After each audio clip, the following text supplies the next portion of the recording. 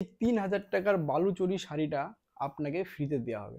হ্যাঁ, এটা একটা কটন বালুচরী, যেটা কিন্তু বিষ্ণুপুরের নয়, যেটা আমাদের ফুলিয়ার ওয়েস্ট বেঙ্গলের আমরা তৈরি করেছি কটনের 100% কটনের বালুচরী শাড়ি। ঠিক আছে। আর এটার অরিজিনাল যে অথেন্টিক মোটিভটা সেটা আপনারা দেখতে পাচ্ছেন পাড় দিয়ে সুন্দরভাবে রয়েছে। ঠিক আছে। তো এই শাড়িটা পেতে গেলে আপনাকে একটা ছোট্ট রুলস ফলো করতে হবে, যে রুলসটা আমি ভিডিও লাস্টে বা মিডিলের মধ্যেও বলতে পারি। একটাই রুলস আছে, সেই রুলসটা ফলো করলে আপনি শাড়িটা কিন্তু পেয়ে যাচ্ছেন। ঠিক আছে। তো প্রথম কথা, বালুচরী নিয়ে সামান্য একটু ইতিহাস বলবো। ঠিক আছে, যেহেতু যেরকম আমরা ভিডিওতে করে থাকি ফলো। তার আগে দোস্ত, ভিডিওটা শুরু করছি। আমার নাম রাজু সরকার, আমি একজন টেক্সটাইল ইঞ্জিনিয়ার এবং সারদা হ্যান্ডলুমের ফাউন্ডার আমি। তো এইবার মুর্শিদাবাদের বালুচরী কাজ সর্বপ্রথম কিন্তু আমরা দেখেছি যে শুরু হচ্ছে,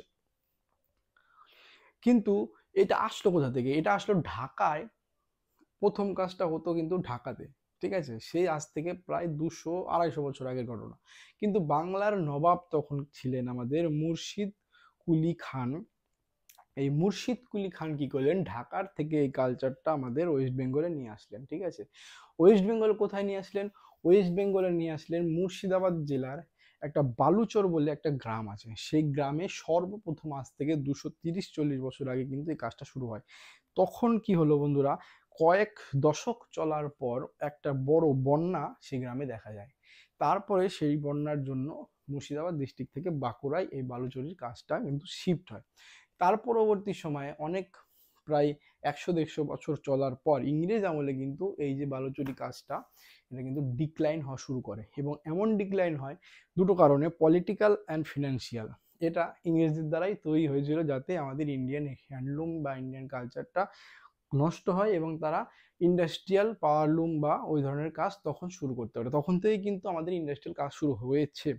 ঠিক আছে। ফিনান্সিয়ালি আমাদের ওইভারদের বাধ্য করলো যে তোমরা এই কাজটা ছেড়ে দাও। সো অনেকখানি অবলুপ্ত হয়ে গেছিল, কিন্তু 1900 স্বাধীনতার পরে পরেই 1950-এর সময়কাল থেকে, ঠিক আছে, অনেক আর্টিস্ট, ইন্ডিয়ার যারা বড় বড় আর্টিস্ট ছিলেন ওই সময়, ঠিক আছে, তারা কি করলেন, তারা এই কাজটাকে রিভাইভ করা শুরু করলেন। ঠিক আছে।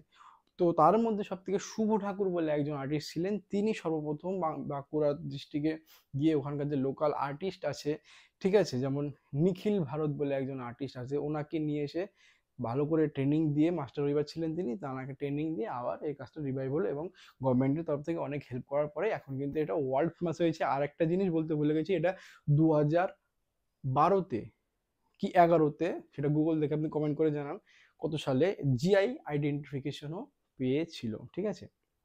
তো এইটা হচ্ছে কথা। আর একটা ব্যাপার হচ্ছে, আমাদের যে এই কি বলে শাড়িতে, বেলুচুরি শাড়িতে মোটিভ যেটা থাকে, ডিজাইন যেটা থাকে, সেটা কিন্তু একদম অথেন্টিক থাকে। প্রথম কথা, এর আঁচল পারে থাকবে একটা হিস্ট্রিক্যাল বা মাইথোলজিক্যাল ডিজাইন, প্লাস তার আঁচলেও কিন্তু একটা সেম মাইথোলজিক্যাল বা এই দেখুন এখানে মাইথোলজিক্যাল বা হিস্ট্রিক্যাল কিন্তু মোটিভ এখানে থাকবে। ঠিক আছে। তো এই শাড়িটার জন্য আপনাকে কি করতে হবে, 3টে হোয়াটসঅ্যাপ গ্রুপে আপনাকে এই শাড়ির যে লিঙ্ক, এই ভিডিওটার লিঙ্ক আপনাকে পাঠাতে হবে। অ্যাটলিস্ট ফর 20 আওয়ার্সের জন্য এই শাড়িটার লিঙ্ক যখন আপনি পাঠাবেন, এবং সেটা কমপ্লিট হয়ে গেলে আমাকে স্ক্রিনশট পাঠাবেন। স্ক্রিনশট কীভাবে পাঠাবেন, ইনস্টাগ্রামে আমাদের যে নামটা এখানে দেখতে পাচ্ছেন, বা আপনি ইনস্টাগ্রামে মেসেজ করতে পারেন ডাইরেক্ট যে আমার 20 ঘন্টা কমপ্লিট হয়ে গেছে। আর একটা জিনিস, যে 3টে গ্রুপে পাঠানো হবে সেই 3টে গ্রুপ কিন্তু মিনিমাম আপনার 1 মাসের পুরনো হতে হবে। নট অনলি যে এখনই 3টে গ্রুপ বানিয়ে দিয়ে হলাম, that is not fair enough. ঠিক আছে। তো এই শাড়িটার জন্য কি গ্রুপ, কি কি রুল, 3টের বিষয়ে আপনাকে পাঠাতে হবে। So that's it. এটা হলেই হয়ে গেল। ঠিক আছে। তো ভিডিও বেশি বড় না করে এই ভিডিওটা এখানেই শেষ করছি। দেখা হবে পরের ভিডিওতে। যাই। আর একটা জিনিস, আমাদের অন্য কালেকশনগুলো, শাড়িগুলো কিনতে গেলে কিন্তু আমাদের ওই ইনস্টাগ্রাম থেকে কিনতে পারবে। বাই।